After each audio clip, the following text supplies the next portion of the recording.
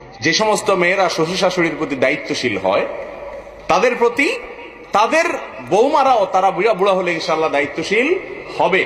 তবে এটাও খেয়াল করা উচিত, অনেকে বৌমাদেরকে কাজের বুয়া হিসাবে আনে, কাজের মহিলা হিসাবে আনে।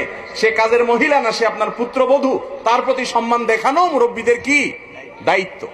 অনেক মুরব্বীরা আছে তারা জুলুম করে, সকাল থেকে রাত পর্যন্ত গাধার মতো খাটনি করে, নিজের মেয়েটাকে একটা কাজের কথা বলে না, সব বৌমা করে। আছে না নেই? এই দুইটাই জুলুম।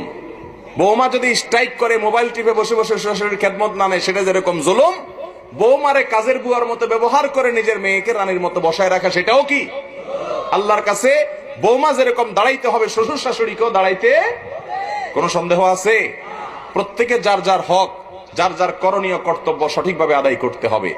ডক্টর খন্দকার আব্দুল্লাহ জাহাঙ্গীর রহমাহুল্লাহ একটা কথা বলতেন, আমরা মাশাআল্লাহ অধিকার সচেতন, কর্তব্য সচেতন না। একটা হলো অধিকার সচেতন, আরেকটা হলো অধিকার সচেতন মানে হলো আমার কি অধিকার আছে, বৌমা কেন করলো না, এই তো জাহান্নামের চৌরাস্তা পার করে দিব তারে বদদোয়া দিয়া। এটারে বলে অধিকার সচেতন।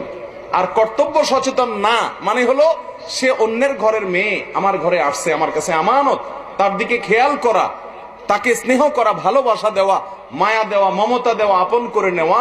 এটা যে শ্বশুর শাশুড়ির দায়িত্ব, এটা তারা ভুলে